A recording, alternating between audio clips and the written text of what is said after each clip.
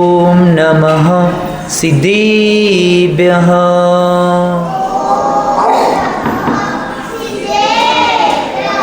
ओम नमः सिद्धेभ्यः।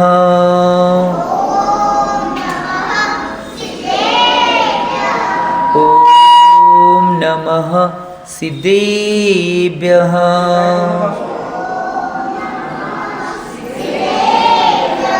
मोक्षमार्गस्य नेतारं वेत्तारं कर्मभूभृतां ज्ञातारं विश्वतत्त्वानां वन्दे तद्गुणलब्धे वन्दे तद्गुणलब्धे वन्दे तद्गुणलब्धे। श्रीमयीना सुंदरीची कथा ऐकोनी धन्य धन्य तुम्ही व्हा। इतिहास ऐकून इतिहास घडवून धन्य धन्य तुम्ही व्हा। श्री सन्मती नंदन कथा सांगुनी धन्य धन्य होतो। कथा ऐकूनी कथा वाचूनी धन्य धन्य तुम्ही व्हा। चूक झाली तरी तुम्ही सांगुनी धन्य धन्य तुम्ही व्हा। शास्त्र ऐकण्याचे महत्व ओळखा वाचा ऐका जीवनाची सुटका। जब लोग 24 भगवान की देवादेव मूलनायक 1000 शांती ब्रदर शांतीनाथ भगवान की देवादेव मूलनायक 1000 बाल ब्रह्मचारी नेमीनाथ भगवान की देवादेव मूलनायक 1000 आदि ब्रह्माश्री आदिनाथ भगवान की देवादेव मूलनायक 1000 मुनि सूरतनाथ भगवान की सिद्धांत शास्त्र की आचार्य भगवान सकलकृति स्वामी की 20वीं शती के प्रथमाचार्य चर्चगति समाधि सम्राट गुरुनाम गुरुआचार्य शांति सागर जी महाराज की संत शिरोमणी आचार्य गुरु श्री विद्यासागर जी महाराज की प्रातस्मरणीय शांतमूर्ति वासलत्नकराचार्य गुरु श्री सन्मत सागर जी महाराज की परम पूज्य आचार्य गुरु श्री समय सागर जी महाराज की अहिंसामय विश्व धर्म की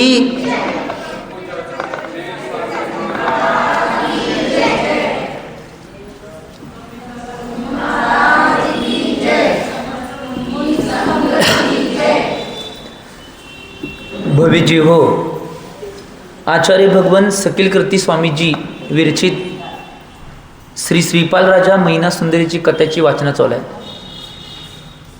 आणि आचार्य भगवंतांनी परवाच्या भागामध्ये अतिशय सुंदर पद्धतीनं सिद्धचक्र विधानाचं कथन केलं होतं। परंतु पहिलं अष्टानिकमधील पहिलं सिद्धचक्र विधान या दाम्पत्यांनी अतिशय भक्तिभावपूर्वक संपन्न केलं होतं आणि त्याची रथयात्रासुद्धा केली होती। त्याचं वर्णनपर्यंत आलं होतं। परंतु दिगंबर मुनराज महाराजांनी त्यांना 2 वर्षाच्या सिद्धचक्राची आराधना सांगितली होती।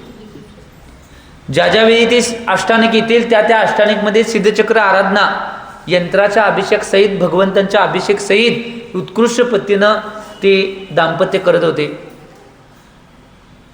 सगळ्या सिद्धचक्राची आराधना केल्यानंतर शेवटचं 2 वर्षाचं शेवटचं जे सिद्धचक्र आराधना आहे ती आराधना करण्याची सगळी तयारी त्यांनी केली। कारण की या शेवटच्या सिद्धचक्राच्या आराधनाच्या माध्यमातून आमचं जीवन योग्य मार्गावर आणि योग्य ठिकाणी जाणार आहे आणि या अपेक्षेनं त्यांनी एवढी सगळी जय तयार केली ती। कारण की मुनी महाराजांच्या तोंडातून मुखातून आलेला शब्द 3 काळात कधीही खोटा होणार नाही ही भावना आणि ही श्रद्धा त्यांची अकाट्य होती। त्यांनी सगळी तयारी केली सिद्धचक्राची आणि या सिद्धचक्रामध्ये त्यांनी आपले आप्तेष्ट नातेवाईक आणि त्याचबरोबर श्रीपाल कोडी जो आहे त्याच्याबरोबर जे 700 कोडी होते त्या सगळ्यांच्या विधानाची तयारी ती केली होती। कारण की शेवटचं ते सिद्धचक्र आराधना महामहोत्सव त्यांनी करणार होते। 2 वर्षाच्या सगळ्या कथा काही सांगू शकत नाही। 2 वर्षात सांगायचं म्हणजे चातुर्मास इथंच संपेल। परंतु त्या सगळ्या आराधना उत्कृष्ट भावनेपूर्वक श्रद्धापूर्वक आणि मनपूर्वक त्यांनी आराधना केल्या होत्या आणि शेवटची आराधना करण्यासाठी आता सगळ्या आप्तेष्टांना नातेवाईकांना सगळ्यांनी सांगितले आणि सगळ्यांची जय्यत तयारी आणि त्यांनी त्याचा रोजच्या रोज रथोत्सव रोजच्या रोज यथेच्छ दान याच्या माध्यमातून सिद्धचक्र आराधना करायची ही भावना केली होती आणि शेवटचं सिद्धचक्र होतं। अतिशय भावपूर्वक त्यांनी सगळ्या तोरणदार वगैरे सजवलेले सगळ्या गोष्टी सजवून सगळ्या गोष्टींचं व्यवस्थित मंडल वगैरे व्यवस्थित काढून त्या सिद्धचक्राच्या आराधनासाठी त्यांनी तयारी केली. परंतु घटना गेल्या वेळी अशी घडली होती की प्रजापल राजा तिकडे येत होता आणि त्यांना मनामध्ये काहीतरी संकल्प विकल्प झाला म्हणून त्यांना तिथूनच परत पाठवलं होतं. ही घटना घडलेली आठवते का बघा. आणि त्याच घटनेच्या माध्यमातून ही कथानक पुढे जात आहे. या सिद्धचक्राची आराधनाची व्यवस्था केल्यानंतर आता त्यांची भावना झाली की सगळ्याच आप्तेष्टांनी सगळ्याच नातेवाईकांना बोलवून आपण ही आराधना करावी. परंतु तिकडं निरोप दिल्यानंतर त्या सिद्धचक्राच्या आराधनाला निचरूपाने येण्यासाठी संमती प्रजापल राजाने दिली नाही. म्हणजे मैना सुंदरीचे वडील ठीक आहे म्हणले. मैना सुंदरी आणि श्रीपाल राजा म्हणला अतिशय भावपूर्वक आपलं हे शेवटचं सिद्धचक्र आराधना आहे आणि भावपूर्वक आपण करूया. त्यांनी यंत्राच्या अभिषेकची व्यवस्था, त्यानंतर भगवंतांच्या अभिषेकची व्यवस्था आणि त्याचबरोबर सिद्धचक्राच्या सगळ्या सामानाची व्यवस्था उत्कृष्ट पद्धतीने केली होती. किती महान असेल बघा. 2 वर्षाची सिद्धचक्राची आराधना प्रत्येक अष्टांगमध्ये करण्याचं सौभाग्य त्या दाम्पत्याने मिळेल. 2 वर्षाचं म्हणाले. आज बऱ्याच जणांच्या जीवनामध्ये एक सिद्धचक्र करायचे म्हणजे ते नाही मुश्किल आहे. परंतु त्यांनी निश्चितपणे आपल्या जीवनामध्ये जे मुनी महाराजांनी सांगितले आहे ते शब्द ऐकून प्रमाण मानून त्यांनी 2 वर्षाचं सिद्धचक्र केलं आणि शेवटचं सिद्धचक्र आता अष्टांगमध्ये करायसाठी त्या बसणार आहेत. किती प्रसन्न वातावरणाने प्रसंग किती सुंदर असेल बघा. आज एक सिद्धचक्र आम्हाला कुठं ओवायला मिळालं तर आपली भावना एवढी उत्कृष्ट होते. त्यांना 2 वर्षामध्ये सगळे सिद्धचक्र करण्याची भावना मिळाल्या. आता शेवटचं सिद्धचक्र तर एवढ्या भावनापूर्वक रोजच्या रोज रथोत्सव करून करायला. आजपर्यंत तुम्ही सिद्धचक्र कुठं बघितलंय काय? रोजच्या रोज रथोत्सव करून. रथोत्सव एकच होतोय. सिद्धचक्र आराधना ज्या दिवशी संपत्या त्याच्यात 9व्या दिवशी 8 दिवस सिद्धचक्र होतंय. 9व्या दिवशी श्रीजींचा विहार म्हणजे रथोत्सव होतोय. रोजच्या रोज रथोत्सव हे घालणारे एकच दाम्पत्य होते, ते श्रीपाल राजा आणि मैना सुंदरी. त्यांनी सगळी तयारी केली आणि सिद्धचक्र आराधनाची तयारी केल्यानंतर त्या दिवशी पहिला दिवस होता. त्या दिवशी भगवंतांचा अभिषेक आराधना आदी करून पूजन वगैरे करून त्यांनी सिद्धचक्रासाठी सगळी तयारी केली आणि सिद्धचक्र अतिशय भावपूर्वक जे 8 अर्घ्य होते ते दिले. आणि त्या दिवशी रथोत्सवसाठी त्यांनी रथोत्सवमध्ये स्वतः बसले नाहीत. ऐकून घ्या आता. रथोत्सवमध्ये स्वतः बसले नाहीत. त्यांनी रथोत्सवमध्ये त्यांच्या नगरामध्ये विद्यमान असणारे जे गरीब परिवार आहेत त्या गरीब परिवारांना त्या रथोत्सवमध्ये बसवले आणि ती पहिल्या दिवशीचा रथोत्सव संपन्न केला. ही परंपरा काय आत्ताची नाही. बरीच माणसं गरिबांना मदत करतात. आपल्या समाजातील गरीब दाम्पत्यांना मदत करून वेगवेगळे विधानं, शिखरजीची यात्रा असेल, त्यानंतर वेगवेगळ्या नाही धर्माच्या क्रिया असेल, दशलक्षण असेल, षोडशकरण असेल, हे द्रव्य देऊन वगैरे गरिबांना नाही ओवाळायला लावतात. का? त्याच्यामध्ये पुण्य आहे ते जास्त आहे म्हणून. आज बऱ्याच दशलक्षणामध्ये मी बघतोय बरीच माणसं फोन करून सांगतात मी जर ज्यावेळी सिद्धचक्र घेतले, आता जे मोठमोठे सिद्धचक्र झाले इतिहासामध्ये नोंद असणारे सिद्धचक्र भेंडवडे नगरामध्ये झालं होतं 111 मंडलचं. त्याच्या आधी इतिहासामध्ये नोंद असणारं सिद्धचक्र त्याच्या आदल्या वर्षी कवटेपेरण नगरामध्ये 108 मंडलचं केलं होतं. हे 2 इतिहासामध्ये नोंद असणारे आणि तिसरं केलं ते 36 मंडल. परंतु तरीसुद्धा इतिहासामध्ये नोंद असणारी ही 2 सिद्धचक्र त्यावेळी अशी व्यवस्था केली होती की मंडल बुक करायचं आणि एका मंडलच्या माध्यमातून अमुक राशी दिल्यानंतर त्यांना द्रव्यसुद्धा द्यायचं. परंतु एक गोष्ट लक्षात घ्या, ज्यावेळी आम्ही सिद्धचक्र होतो, कारण की आपल्या भागामध्ये धर्म करत असताना रक्कम कमी पाहिजे, फायदा जास्त पाहिजे. आपल्या भागामधली व्यवस्था आहे. तिकडे एक मंडल 5-5 लाख रुपयाला देतात एक मंडल. इथं आमच्या भागामध्ये 5,000 रुपयाला मंडळ ठेवल्यानंतर एवढं महाराज सांगाले व्यवस्था महाराज नाही ह्या गोष्टी. परंतु त्या शक्य कशा व्यवस्था होतात की बरेच दाम्पत्य असे असतात की आम्ही सिद्धचक्र करू शकत नाही किंवा त्या आराधना करू शकत नाही. करणाऱ्या लोकांना आम्ही तर द्रव्य रूपामध्ये दान देतो म्हणून ते दानाच्या माध्यमातून ते सिद्धचक्र पार पडतात. ही गोष्ट महत्वाची. जसं हे दाम्पत्य करत होते, त्यांनी रथामध्ये गरीब दाम्पत्यांना बसवलं. बरेच गरीब दाम्पत्य होते, त्यांना विधान ओवाळण्याची इच्छा होती. त्यांना सुद्धा विवाह रचना विधान ओवाळण्यासाठी नाही जे लागेल ते द्रव्य फ्री ऑफ चार्ज त्यांनी दिलं. आणि अशा पद्धतीनं आता एक दिवसात सांगितलं सगळं सांगण्याची आवश्यकता नाही. 8 दिवस ने 8, 16 आधी करत 1024 अर्घ्यापर्यंत 8 दिवस त्यांनी रोजच्या रोज रथोत्सव करून रोजच्या रोज भोजन दान देऊन त्यांनी 8 दिवसाचं सिद्धचक्र एक व्यवस्थित रीतीने पार पाडलं.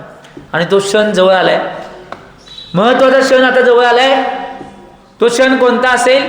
तो महत्वाचा क्षण ज्यावेळी ते सिद्धचक्र संपल्यानंतर त्या सिद्धचक्राचं जे 8 दिवसाचं त्यांनी गंधोदक तर घेतलेलंच आहे, परंतु स्थापना केलेलं जे नाही गंधोदक आहे, स्थापना केलेलं लवंगांचं गंधोदक असतंय, त्यामध्ये जल टाकून शेवटची ज्यावेळी निष्ठापना करतात त्यावेळी ते जल टाकून त्याचं गंधोदक ज्यावेळी त्या दोन्ही दाम्पत्यांनी घेतले आणि त्याचबरोबर त्या 700 कोडींनी घेतले, त्यावेळी त्यांच्या अंगावर असलेला कोडरोग एका क्षणामध्ये नष्ट झाला.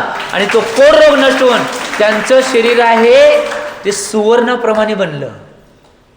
हा इतिहास आहे. सुवर्णाप्रमाणे बनल्यानंतर आता सगळीकडं भगवंतांचा जय जयकार चालू झाला. कुणाचा? भगवंतांचा जय जयकार झाला. तो कुठल्या भगवंतांचा? सिद्ध भगवंतांचा जय जयकार झाला. कारण की सिद्ध भगवंतांची आराधना केल्यानंतर जे श्रीपाल आधी 700 कोडी होते त्या सगळ्यांचा कोडरोग भरून त्यांचं शरीर सुवर्णाप्रमाणे बनलं. ही गोष्ट लक्षात घ्या. आणि सिद्धचक्र एक अशी आराधना आहे की त्याच्या माध्यमातून सगळ्या प्रकारचे रोग, सगळ्या प्रकारच्या कामना, सगळ्या प्रकारच्या आराधना, सगळ्या प्रकारचे संकल्प विकल्प पूर्ण करण्याची क्षमता फक्त सिद्धचक्र विधानमध्ये आहे. चिंतन करणं आवश्यक आहे. या गोष्टीचं चिंतन मनन करणं आवश्यक आहे. आमच्या जीवनात सुद्धा एक संकल्प घाला मनात की माझ्या जीवनात कधी ना कधी मी सगळ्या स्वतःच्या द्रव्याने सिद्धचक्र आराधना महोत्सव करीन. ही गोष्ट महत्वाची. त्यांनी केल्यानंतर आता या सगळ्या गोष्टी झाल्यानंतर सिद्धचक्रेची आराधना ज्यावेळी पार पडलेली आहे, आता त्यांचं शरीर एवढं कांतिमान बनलेलं आहे, सुवर्णापणे कांतिमान बनलेलं आहे. आणि आता त्या सगळ्या प्रभावाचं मूळ कारण कोण होते? ते सगळं सिद्धचक्र संपल्यानंतर त्या दिगंबर मुलांच्याकडे दर्शनासाठी ते दाम्पत्य गेले आणि 700 कोडी जे आता कोडमुक्त झाल्या ते सगळे त्या गुरु भगवंतांचं दर्शन करायसाठी गेले. दर्शन केल्यानंतर त्यांनी सांगितलं की महाराजजी, तुम्ही ज्या पद्धतीने सांगितले त्या पद्धतीने आम्ही सिद्धचक्र आराधना केली आणि तुमच्या सांगण्यामुळं, तुमच्या ज्ञानामुळं, त्या सिद्धचक्राच्या आराधना आणि सिद्ध भगवंतांच्या आराधनामुळे आमच्या सगळ्या 701 कोडींचा कोड रोग भरून आमचं जे शरीर आहे ते सुवर्णाप्रमाणे बनलंय. आणि असाच आशीर्वाद धर्माचा आणि धर्माच्या क्रिया करायला आम्हाला आयुष्यभर मिळून आम्हाला परंपरेने मोक्ष मिळावा हा आशीर्वाद द्यावून त्या गुरु भगवंतांना नमस्तू केला. किती भावना चांगल्या असतील ना मग त्यावेळी. बघा, कोड रोग बरा झाल्यानंतर नाही कसली भावना, काय मनात संकल्प विकल्प नाही जे होते ते निघून जाऊन अंतरंगात किती विशुद्ध परिणाम बनले असते. मला एक सांगा, आज या पंचम काळात सुद्धा कुठलीही भगवंतांची आराधना, कुठल्याही पूजेची आराधना केली तरी या पंचम काळात सुद्धा चमत्कार होऊ शकतोय. एवढी शक्ती नाही आज सगळ्या व्रतामध्ये, सगळ्या विधानामध्ये आणि सगळ्या आराधनामध्ये. ही गोष्ट लक्षात घ्या पाहिजे. बऱ्याच जणांना वाटते आज हे काय होऊ शकेल काय? या पंचम काळात सुद्धा होऊ शकते. आम्ही याचं चिंतन करणं आवश्यक आहे. एवढी शक्ती त्या मंत्रामध्ये, एवढी शक्ती त्या स्तोत्रामध्ये आणि एवढी शक्ती त्या विधानामध्ये आहे, ही गोष्ट लक्षात घेणं आवश्यक आहे. आज बऱ्याच जणांना वाटते की आम्ही हे केल्यावर होईल काय? पहिल्याच मनामध्ये संकल्प विकल्प आल्यानंतर ती भावना कधी पूर्ण होणार नाही. संकल्प विकल्प न करता जेवढ्या प्रमाणात आम्ही विशुद्ध भावनेनं आणि अंतरंग विशुद्धीपूर्वक आणि बहिरंग विशुद्धीपूर्वक त्या आराधना, त्या स्तोत्राचं पठण, त्या मंत्राचं पठण आणि त्या विधानाची आराधना केल्यानंतर आज या पंचम काळात सुद्धा चमत्कार घडू शकतोय आणि होतोयच. ही त्रिकालाबाधित सत्य आहे. चिंतन करा. आज याचं चिंतन करा. आज एक गोष्ट लक्षात घ्या, बऱ्याच जणांना बऱ्याच गोष्टी विकल्पाच्या आणि संकल्पच्या माध्यमातून दिसतात. आज तुम्हाला माहीत नसेल, गंधोदकची तर एवढी महिमा आहे. गंधोदकचा जो मंत्र आहे घ्यायचा त्यातच पहिला सगळं सांगितलंय. निर्मलम निर्मलीकरणम पवित्रम पापनाशनम जिन गंधोदक वंदे कर्माष्टक विनाशनम. निर्मलातील निर्मल करणारं ते गंधोदक आहे. पवित्र ते गंधोदक आहे. का? कारण की भगवंतांचा अभिषेक झालेलं जल आहे. ते पवित्र गंधोदक आहे. आम्ही त्यांच्या सानिध्यात गेल्यानंतर धन्य धन्य होऊ शकतोय. त्यांच्या शरीराचा आणि पूर्ण शरीराचा स्पर्श ज्या पाण्याला झालाय ते पाणी गंधोदक रूपाने परिवर्तित झाले आणि तेच निश्चित रूपानं किमिया करू शकते. आज काहीही करू शकते. निर्मलम निर्मलीकरणम पवित्रम पापनाशनम जिन गंधोदक वंदे कर्माशक विनाशनम. 8 कर्माचा नाश करण्याची शक्ती त्या गंधोदकामध्ये. उगाच बरीच माणसं की नाही गंधोदक घ्यायचा किंवा शांतीधाराचा सवाल घ्यायचा किंवा अभिषेकचा सवाल घ्यायचा प्रयत्न करतात. होय, त्या पुण्याच्या प्राप्ती आहेत म्हणून ही गोष्ट लक्षात घ्या. आणि 8 कर्मांना नाश करण्याची शक्ती आणि किमिया त्यामध्ये आहे म्हणून हे सगळं केलं जातं. आज बाहेरगावची सुद्धा नाही माणसं इथं अभिषेकसाठी आणि की नाही शांतीधारासाठी नावं पाठवतात. रोजच्या रोज आहेत. बऱ्याच गावची माणसं नाही नावं पाठवतात. का पाठवतात? त्यांना माहिती आहे की आपल्या जीवनामध्ये संकट असेल, दुःख असेल, रोगराई असेल, कुठल्याही प्रकारची व्याधी असतील, कुठल्याही प्रकारच्या बाधा असतील, त्या बाधा दूर करण्यासाठी जर आम्ही शांतीधारा केली, नुसतं आमच्या नावाची जरी शांतीधारा आली तर निश्चित रूपाने त्या शांतीधाराच्या माध्यमातून आमच्या सगळ्या त्या कष्टांना दूर करण्याची क्षमता त्या शांतीधारामध्ये आणि अभिषेकमध्ये आणि त्या गंधोदकमध्ये आहे. म्हणून ही क्रिया केली जाते. ही गोष्ट लक्षात घ्या. मग मला सांगा, रोजच्या रोज अभिषेकला येऊन गंधोदक घेणाऱ्यांची किती काय काय पुण्य मिळणार आणि किती काय काय होणार आहे याचं चिंतन करणं आवश्यक आहे. आम्ही या गोष्टीचं चिंतन म्हणून करणं आवश्यक आहे. म्हणून जीवनामध्ये सगळ्यात महत्त्वाची मी किमिया सांगतो. आज हे झालेच तर त्याच्या सगळ्या प्रकारच्या किमिया आपल्याला माहीत असायला पाहिजे. आज या पंचम काळात सुद्धा परवाच म्हणजे माझ्या मते आचार्य भगवान विद्यासागर महाराज असताना एक घटना घडलेली घटना सांगतो तुम्हाला. दुसरी बी सिद्धचक्राची बी घटना सांगतोय. माझ्या डोक्यात आहे सगळं, मी कुठल्या गोष्टी सोडत नाही. आचार्य भगवान विद्यासागर महाराज रामटेकमध्ये विराजमान होते आणि त्यावेळीची घटना. एक व्यक्ती कोम्यामध्ये गेल्याने कोम्यामध्ये गेल्यानंतर डॉक्टरांनी सांगितलेलं आता फक्त यांचं जीवन 1 आठवडाच आहे. किती? 1 आठवडाच. सगळ्या प्रकारच्या चेकिंग आणि सगळ्या प्रकारची किमिया झाली. आणि त्यावेळी 1 आठवड्यात सांगितल्यानंतर त्यांच्या घरातल्यांची भावना धार्मिक होती आणि त्यांनी निर्णय घेतला की फक्त शेवटच्या समयाला आता जरा का नाही काय तर यांचं का नाही अवयव चालतात, थोडा उपदेश आचार्य भगवान विद्यासागर महाराजांना ह्यांना दिव्या आणण्या आणि तिथलं रामटेकच्या भगवंतांचं तिथलं गंधोदक घेऊन आपण परत येऊया म्हणून ही भावना झाल्यानंतर त्यांनी प्रयत्न केले. सगळ्या प्रयत्नाच्या माध्यमातून त्या गाडीसहित सगळी गाडी तिथं का नाही रामटेकला आचार्य भगवंताच्या चरणात आणली. तिथनं भैयांना सांगून सगळ्या महाराजांना सांगून सगळी व्यवस्था निर्माण केली आणि आचार्य महाराज काडगिले जाताना त्या गाडीजवळ आले. पहिला त्यांच्याबरोबर जे व्यक्ती होते, व्यानच होती, त्यांच्यावर व्यक्ती होते, त्या व्यक्तीने हातामध्ये अभिषेकचं नाही सगळं थाल होती त्यांच्यामध्ये. त्यावेळी आचार्य भगवंतांनी पहिला त्या व्यक्तीला बघितल्यानंतर कुठलीही सूचना केली नाही. त्या ज्या व्यक्तीनं नाही थाल पूजनची घेऊन आले त्या व्यक्तीला निवेदन केलं की निश्चित रूपाने गंधोदक द्या. त्यांच्या घरातले आणि सगळे व्यक्ती पुढे आल्यानंतर त्यांना त्या गाडीमध्ये व्हॅनमध्ये 3 वेळा गंधोदक लावलं गेलं. गंधोदक लावल्यानंतर आचार्य महाराज त्या जवळ त्या व्यक्तीच्या गेले आणि कानाजवळ सांगितले. त्यांना आचार्य महाराजांना सगळं सांगितलं होतं. असं यांचे टायमिंग सांगितले, डॉक्टरांनी हे सगळ्या गोष्टी सांगितलेत. तेव्हा आचार्य महाराजांनी सांगितले बघा कोणताही विकल्प मनात आणू नका, तुम्हाला काहीही झालं नाही. आचार्य महाराजांचे हे शब्द झाल्यानंतर घरातल्यांना आश्चर्य वाटायला लागलं. तुम्हाला काहीही झालं नाही, काही विकल्प संकल्प करू नका, फक्त तुमची भगवंतांची आराधना मनात चालू ठेवा. जरी व्यक्ती कोमात असला तर अंतरंगात भावना असेल तर त्या भावना पूर्ण होण्याची क्षमता निश्चित रूपानं जैन धर्मामध्ये सांगितले आहे. तुम्ही कोणत्याही भिण्याची गरज नाही. आणि हे सगळं मार्गदर्शन अशा बऱ्याच गोष्टीचं मार्गदर्शन सगळं सांगायची वेळ नाही आता, कारण की वेळ कमी आहे आपल्याकडे. सगळं मार्गदर्शन आचार्य भगवंतांनी केलं आणि मार्गदर्शन करून गेल्यानंतर दुसऱ्या दिवशी ज्यावेळी की नाही ते त्या दिवशी घरात गेले, व्यवस्थित त्यांची झोप झाली आणि दुसऱ्या दिवशी भोजन करण्यासाठी त्यांना उठवायचा प्रयत्न केला तेव्हा ते डोळे उघडून हात बीत हलवायला चालू केले. की जो व्यक्ती कोम्यात होता तो आता 6 दिवसांना जगणार नाही हे डॉक्टरांनी सांगितले, विज्ञानाने सिद्ध केले. परंतु दुसऱ्या दिवशी हात बीत हलवल्यानंतर थोड्या वेळानं डोळे उघडले होते, हात हलल्यात, थोड्या वेळानं पाय बी हलायला चालू झाले. त्यांना काय कळना घरातल्यानं की ज्या विज्ञानानं सांगितले, डॉक्टरांनी सांगितले हा व्यक्ती आता 6 दिवसच होणार आहे. आता काय किमया झाल्या कोणास ठाऊक. आणि मग त्यांनी सगळी व्यवस्था त्यांची वैयावरती त्यांचं अंगवरी शरीर पुसून काढलं. रोजच्या रोज त्यांना गंधोदक लावायची किमया केली. अशी व्यवस्था निर्माण केली की निश्चितपणे ते गंधोदक 3 टाइम त्यांना लावायलाच पाहिजे. आणि त्यांनी केल्यानंतर रोज शास्त्र पठण काढले. 3ऱ्या दिवशी तो व्यक्ती चालायला चालू केला. कितव्या दिवशी? तिसऱ्या दिवशी तो व्यक्ती चालत होता आणि तिसऱ्या दिवशी चालल्यानंतर जे डॉक्टरांनी 6 दिवस सांगितले त्या 6व्या दिवशी परत आचार्य भगवंतांच्या चरणात दर्शन करण्यासाठी चालत तो व्यक्ती गेला. आणि आज मायामते 6 का 7 वर्ष झाले तर तो व्यक्ती जिवंत आहे अजून. काय सांगाले? 6 का 7 वर्ष झाले अजून व्यक्ती जिवंत आहे, तो अजून काही झालं नाही. जबलपूर निवासी ते व्यक्ती आहेत. याचं चिंतन आम्ही करणं आवश्यक आहे.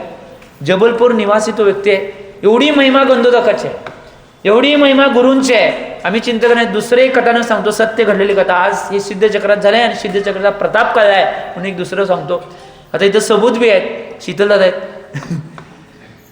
सत्य घडलेली कवटेपेरांमध्ये मी पहिला खरं सांगतो तुमच्या समोर आणि ह्याच्या समोर, कारण की हे सगळीकडे जाणार आहे, ह्याच्या समोर सांगतो.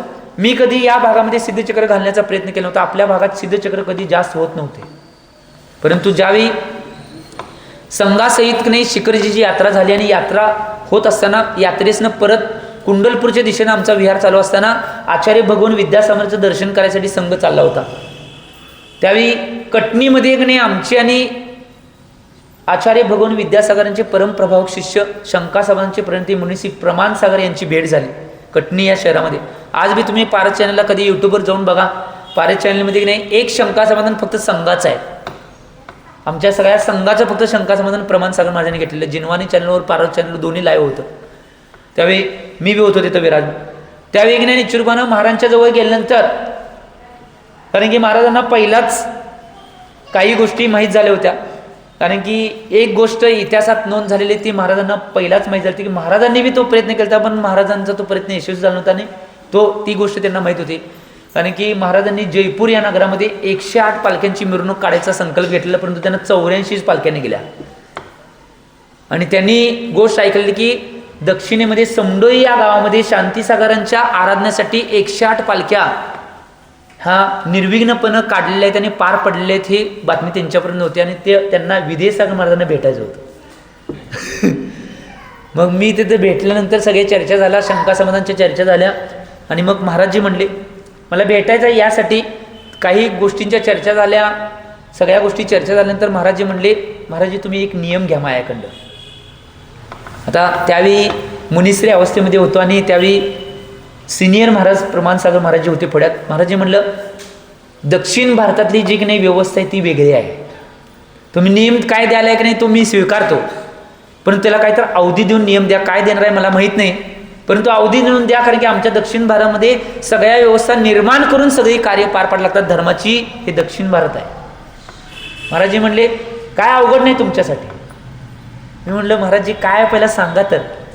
महाराजजी म्हणले दक्षिण भारतामध्ये सिद्धचक्र विधानं कमी होतात, तुम्ही चालू करा सिद्धचक्र. माझी इच्छा आहे 108 मंडलचं सिद्धचक्र तुम्ही करावं दक्षिण भारतामध्ये, माझी इच्छा आहे. महाराज नियम घेतो म्हणलं, परंतु दक्षिण भारतात लवकर जमेल का नाही, कारण की कमिटी सगळ्या व्यवस्था सगळ्या माणसांना बांधायचं, सगळ्यांना एक करून मग सिद्धचक्र करायचं, ह्या अवस्थेला अवघड आहे. आणि मंडलचं सिद्धचक्र आजपर्यंत दक्षिण भारतात कधीच झालं नव्हतं. महाराज म्हणलं मला 5 वर्षाचा अवधी द्या, मी नियम घेतो 5 वर्षात कधी ना कधी दक्षिण भारतात मी 108 मंडलचं सिद्धचक्र विधान घालतो, हा नियम द्या म्हणून. आणि नियम घेतलो कायसरपूर्वक महाराजांच्याकडं. कटनीचे भगवान होते, त्या भगवंतांच्या समोर महाराजांच्या मुखातून तो नियम घेतलो आणि आलो. तर भावना सांगतोय, उदाहरण सांगायचं म्हणून ही सगळ्या गोष्टी सांगितल्या आवश्यक आहे.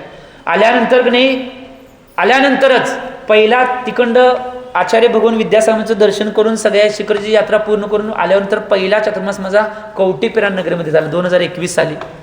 आणि कवटेपेरान नगरीमध्ये अशीच मुलं सगळी बसली होती, स्वाध्याय झालता आणि काय तर एक कामाचं नियोजन चालू होतं आणि सगळ्या मुलांना बोलवून घेतलेलं. त्यावेळी नियोजन चालू असताना सहज बोलता बोलता म्हटलं की असा असा प्रमाण सागर महाराजांनी नियम दिला आहे आणि माझी भावना आहे कुठल्या तर गावात, मी म्हणलो नाही कवटेपेरान, कुठल्या तर गावात माझी भावना आहे की 108 मंडलचं सिद्धचक्र मला घालायचं. लगेच मुलांच्या समूहातली सगळी माणसं म्हणली की महाराज आमच्याच गावात घाला की. मी म्हणले सगळ्या व्यवस्था महाराज काय लागतील त्या व्यवस्था आम्ही पार करतो, तुम्ही सांगाल तसं वागतो. सगळी मुलं आम्ही एकत्र आहे. आणि त्यावेळी जवळजवळ 400 सगळी मुलं आणि पुरुष, जवळजवळ 550 ते 600 पुरुष आणि मुलं एकत्र आले. आणि त्यांनी सांगितलं तुम्ही महाराज आमच्याच गावात तो पहिला इतिहास घ्यायचा आणि आम्ही सिद्धचक्र आराधना करायला तयार आहे. ठीक आहे, मी त्यांना आशीर्वाद दिला, घेऊया म्हणून. सगळ्या व्यवस्था पार पडल्या. मंडलची व्यवस्था, पहिला सगळ्यात महत्त्वाची गोष्ट, काही दिवस लॉकडाऊन ठेवलं होतं आणि ती पहिला लॉकडाऊन ठेवलेलं, मग कुणी लॉकडाऊन ठेवले त्यांची परमिशन, भीमराव माने सरपंच होते तिथले, त्यांची परमिशन घेतली. त्यांनी सांगितलं तुमच्या इथे कंपाऊंडमध्ये एका ठिकाणी करा आणि तिथं तुम्ही आराधना करा. ठीक आहे म्हणून ते आराधना चालू केली. त्यामध्ये गर्भसंस्कार असतील, युती संस्कार असतील, मौजेबंधन संस्कार असतील, सगळी व्यवस्था मांडली. 8 दिवसाच्या आराधनाने भव्य रथोत्सव या सगळ्याची संकल्पना केली. संकट एक दुसरं आलं. 108चं सिद्धचक्र करायचं म्हटलं. पहिलं संकट काय आलं की महाराजजी मूर्त्या 108 कुठनं आणायच्या. त्यावेळी धर्मसेन महाराजांना निवेदन केले की धर्मनगरमध्ये बऱ्याच मूर्त्या आहेत आणि त्यातल्या 108 मूर्त्या आम्ही विहार करून सवळ्यात नेतो आणि सवळ्यात परत आणून ठेवतो. त्यांनी परमिशन दिली आणि पहिल्या 108 श्रीजींचा विहार पहिल्यांदा 29 किलोमीटरचा विहार करून मुलांनी 29 किलोमीटरचा सवळ्याचा विहार करून नाही 108 मूर्त्या घेऊन कवटेपर्यंत एक मुलांची. खरं सांगतोय एवढी आराधना आणि एवढी तिची उच्चता वाढली. एक मुलांना एवढे मोठे फोड येऊन जखमा झाल्या पायांना, तरी सुद्धा सवळ्यामध्ये चालतच मुलांनी की नाही एका दिवसामध्ये मूर्त्या 29 किलोमीटरचा प्रवास करून आणल्या. आणि त्या सिद्धचक्र आराधना चालू झाली. सवाल झाल्यानंतर काय झालं माहिती काय, सवाल व्हायच्या आधीच इंद्रांची निवड होती, 8 दिशाच्या इंद्रांची. त्यावेळी एक दाम्पत्य माझ्याकडे आलं. तुम्ही उदाहरण सांगवले आता सबूत आहेत शीतलला जायचं. त्यांचे पाहुणेच आहेत त्यांचे आताचे पाहुणे पूर्वासन कुटाईमध्ये दीक्षा घालणे त्यांचे पाहुणे आहेत की ते आले की महाराजजी त्यांनी वकील होते. महाराजजी मला म्हणले की मी वकील आहे आणि नाही जजची परीक्षा द्यायला आहे आणि माझं काही किती वेळा परीक्षा दिले तरी सार्थक होईना, काय करायला लागेल. मी म्हटलं सिद्धचक्र आराधना करा, नाही सफल झालं तर मला विचारा म्हणून येऊन सांगितलं. आणि त्यांनी एक इंद्राचा सवाल घेतला आणि 8 दिवस सिद्धचक्र आराधना केले. सिद्धचक्र आराधना केले, एवढं उत्कृष्ट पद्धतीने सिद्धचक्र झाल्यानंतर सिद्धचक्र आराधनानंतर फक्त 15 दिवसाच्या आत त्यांच्या हातामध्ये लेटर होतं, मी जज झालोय महाराजजी आणि याचं कारण सिद्धचक्र आराधना. चिंतन करणं आवश्यक आहे. असे बरेच प्रसंग आहेत. हे एक प्रसंग सांगितलंय. कधी वेळ मिळेल तेव्हा मध्ये मध्ये सगळ्यांचे प्रसंग सांगतो. असे बरेच मी जे सिद्धचक्र केले शुद्धीपूर्वक, कारण की मूर्त्या सुद्धा शुद्धीपूर्वक नेणे. भेंडवड्यामध्ये सुद्धा 111 मंडळचे 111 मूर्त्या सोहळ्यामध्ये नेत्या. त्यामुळे चिंतन करणं आवश्यक आहे. आपलं टाईम कोणासाठी थांबत नाही. त्यामुळं भावना करा मनामध्ये की आमच्या जीवनामध्ये सुद्धा सिद्धचक्र करायला मिळावं, ही भावना करा. एवढी भावना करून तुम्ही सुद्धा तुमच्या जीवनाचं सुवर्ण करून घ्यावं एवढी भावना करतो आणि आजच्या वाणीला विराम देतो. जय बोला आचार्य भगवान श्री सन्मती सागरजी महाराज की